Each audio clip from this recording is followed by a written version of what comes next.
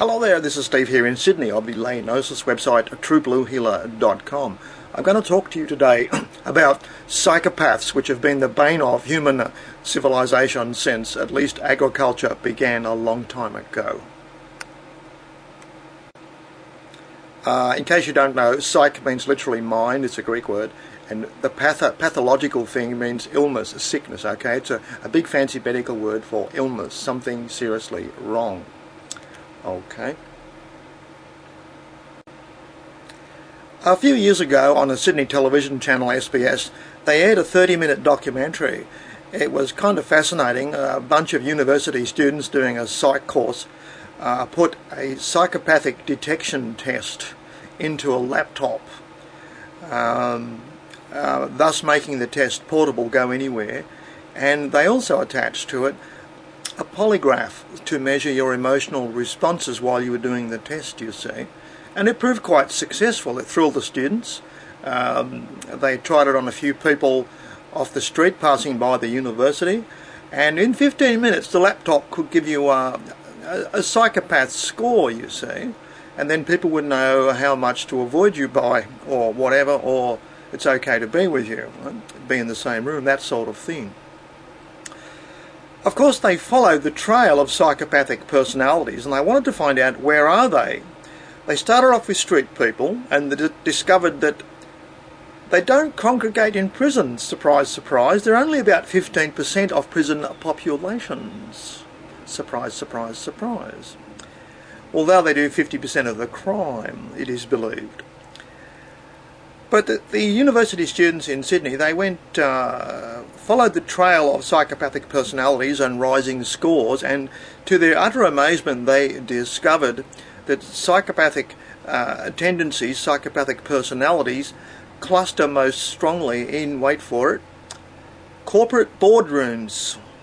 Corporation boardrooms have the strongest concentration of psychopathic personalities. Now also bear in mind that it's boardrooms of the most successful corporations that produce our politicians and top administrators, government people, that sort of thing. So there is ample proof of what the essay about Twilight of the Psychopaths is about, how they just naturally rise to the top. It's quite surprising, is that. The television documentary where the students got the laptop and found the concentration of psychopaths finished by pointing up how newspaper advertising for top executives actually has lead lines which are psychopathic. I mean, they were reading out examples toward the end of the documentary, and they were saying, here we are, Sydney Morning Herald, leading executive needed to host a growing corporation, and we're looking for a CEO who will do what it takes. That was the tone of the lead line in the advertisement for a new CEO of a corporation. So the corporate world encourages people to be psychopathic and wants psychopathic personalities to lead them, to be there. So it's very much a cultural thing. We accept the psychopaths doing what they do. I'll tell you now from personal experience running small business, psychopathic people do better in small business because they're more ruthless. I've met numerous people in small business, I had to, and you really learn about people and personalities and the people who succeed the most. And there's a whole lot of list of small business people who are actually laundering money from proceeds of crime and all sorts of things I have met, okay? So you'd be surprised. That little shop that never has any customers, never see cars parked outside it, that sort of thing, and they're open for 7 years and they don't seem to care, well, they're probably laundering money, okay, from some illegal deal somewhere. Black money, okay? I've met lots of them in small business. So small business, big business, no difference. After just a few months in small business, you'll find yourself thinking like a gangster. It doesn't take much to transform you. You start thinking about survival and that sort of thing, okay? business turns people into psychopaths. If they have that tendency, it'll be more developed, more radicalised. So you end up with, for example, I'll give you a case in Sydney where psychopaths are not always very bright. There was a wholesaler selling something. He wasn't doing very well because there were too many other wholesalers selling identical goods. So the police noticed that there were only 12 wholesalers in Sydney selling this product. 11 of them had fires. Okay, the man's burning out his rivals, destroying them one by one, so he has monopolistic control of the Sydney wholesale market of a particular product. All the police had to do to apprehend him was to look up the phone book, the yellow pages, to see what company was left. Okay, so there was a criminal, psychopathic person running a business, and even the police could figure out who did it just by looking in the phone book. So that's an example of the behaviour of psychopathic business people. Okay. Now you all know about the GFC, where billions of dollars was lent to people from on top of the wholesale money heap right down to the bottom, where the mortgage brokers working out of their cars with their laptops sold billions of dollars worth of mortgages to people with no jobs, no possibility of paying them back. And we now have the disgusting spectacle of brand new houses all over America empty and locked up, and no one's allowed to use them. Hundreds of thousands of these houses, and it's all caused by deliberate psychopathic behaviour from right up atop of the wholesale banking heap. Okay, with participation by all the psychopaths down the managerial line. Okay, it was deliberately done, no question about that. Since the GFC, Wall Street bankers and financial people have been quizzed about psychopathic behaviours, and they don't regret them one bit. Psychopaths never do have any kind of remorse, and they actually claim that their psychopathic tendencies are the only edge they've got against all the other psychopaths running the world's economy. That's the logic they use. It's not unlike Olympic athletes cheating. They never know what their opponents are going to take in terms of steroids, so you just take extra. You just take more, okay? It's the same arms race where you don't know how bad your rivals are going to be up against you. So you just keep taking more and more. You become more and more psychopathic in Wall Street, which is how the GFC occurred, you see, and ricocheted around the world and demolished very remote economies such as Iceland, for example. Outrageous was that.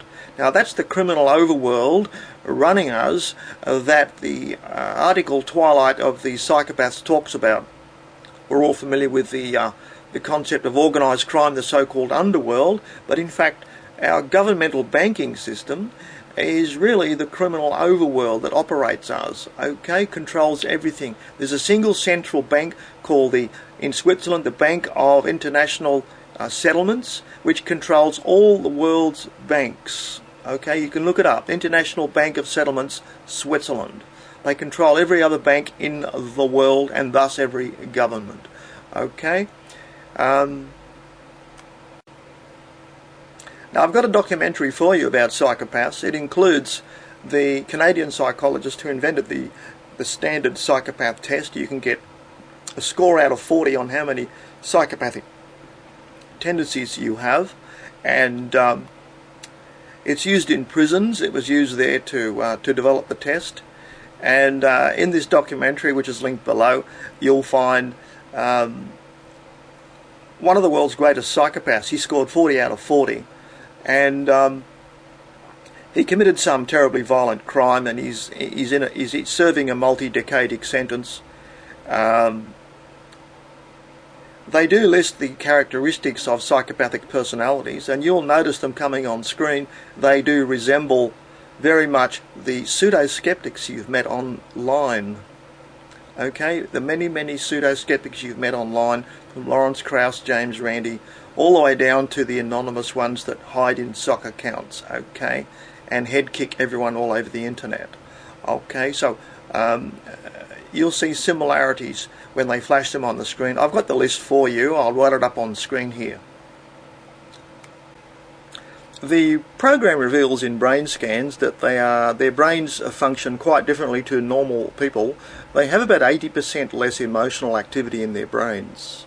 Okay, that's confirmed in brain scanners. 2 little spots at the back of their brain, whereas average people have 6 to 7 to 8 to 10 spots of emotional activity on an average situation. They actually have the star psychopath from this maximum security prison, and he's described to you as, and it is correct because just the way he presents to the camera, he happily puts on a show of how psychopathic he is. He is one of the most convincing, glib, endearing, seducing people you could ever meet. And if he was a politician, you would vote for him. Doesn't matter what issue he's talking about. He knows how to push your emotional buttons. He's very good at that, strangely enough, though he's deficient in emotions himself. Kind of fascinating. And the therapist working with him just got weary of having last week's session tape recorded back to him about how he'd seen the light and negativity was not the way, and causing distress to the rest of humanity was a terrible thing to do, and he's desperate to get out of prison because now he feels that he can do something good and positive for the community, etc., etc., etc. The therapist says, don't believe a word of it. Basically, he's lying at every utterance like pseudoskeptics do on the internet. Okay? Many, many similarities. In fact, I'll go through them with you. Now, if people are familiar with the pseudoskeptic phenomenon on the internet, where they run around head-kicking just about everybody, and it seems to be a war against heterosexuality. If you're a normal person, you're a target, right, okay? If you're an average person, Mr. or Mrs. Average, you're a target just because you are average. And the psychopathic checklist that we get from this Canadian TV show matches up with pseudoskeptics quite convincingly. I'll read out the things to you off this list. Predominant characteristics of psychopaths are lying. Skeptics lie at every utterance. We've always said that. Glibness. Callousness. Remorseless. They have not the slightest regret for what they do. Superficial. Shallow is a common complaint made about pseudo-skeptics. Parasitic. Psychopaths are said to be parasitic. So are pseudo-skeptics, because people often say to them, if you want to know the answer to that question, why don't you just look it up on Google? And the answer they will never speak is that they want to put a skewer through you, a stranger, personally. And they ask you for evidence and say that's not evidence, and you keep providing more and more, and they spit in your face every time you present evidence. So they're torturing you, okay? That's what they're actually doing. It's a psychopathic tendency to want to get a stranger and tie them up and torture them. And they'll torture you as long as you remain in conversation with them, okay? That's what psychopathic pseudo-skeptics are doing over the internet to Mr. and Mrs. Average, whose crime is they're basically normal people, okay? They're heterosexual, normal people. Highly manipulative and a complete lack of empathy. We notice that. Easily bored seems to go with shallowness. Yet they can be charming when they want to be. We see that a lot. They try and seduce you into a conversation by making what seems to be a balanced response at the beginning. And they give you a little compliment, and then you'll slowly notice the acid starts. Oh, you're really inadequate though. You don't understand the scientific method. Oh God, I feel sorry for you. They slowly start pouring this acid onto you. These are the pseudo-skeptics you have all met. Now, the brain scan reveals much less, 80% emotional activity than normal people, and it's thought to have development faults in their amygdala and prefrontal lobes. It's often been said by, say, Alex of Skeptico, that the pseudo-skeptics' grievance, apparent grievance, is not about facts, evidence or data. but he doesn't finish that statement. I will. It's all about you and torturing you anonymously online. That's why they won't go to Google and get the answers, because there's no one to torture there. It's just boring old articles to read. But you can seduce someone into a conversation and then slowly start torturing them with acid sarcasm. Oh, I feel so sad for you. You don't understand the scientific method. You don't know how to think. You have no understanding of statistics and the scientific method. Oh, you poor, pathetic thing. How many times have you read that online from a pseudoskeptic out of JREF, the hate group? They are rightly called a hate group. All they do is hate.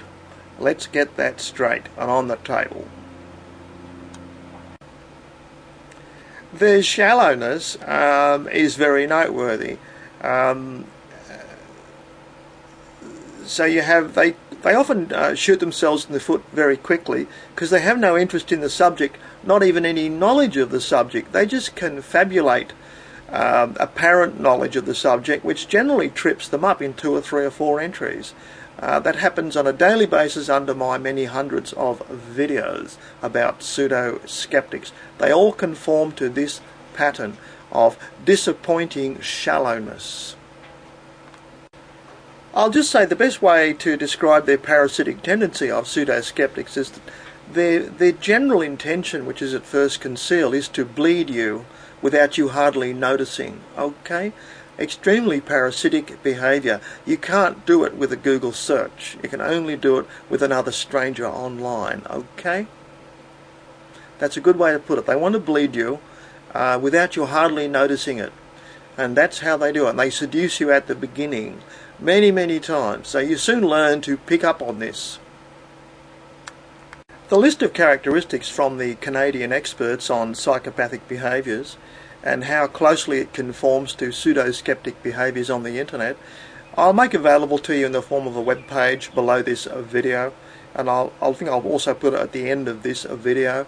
I think it's a very serious social phenomenon, greatly reducing the quality and value of the internet experience. So much graffiti writing by so many psychopathic individuals. The internet's really shown up how many of them we have amongst us, small in number but doing disproportionate damage with their remorseless, constant, obsessive behaviours, the need to torture other people.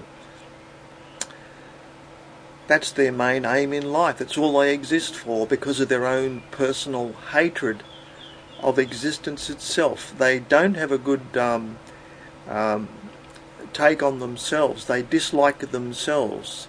They hate themselves, they hate you, they hate everything. Okay, that's been said by a number of people, and it's borne out by all the evidence underneath my 400 videos. Okay, Steve here in Sydney, over and out.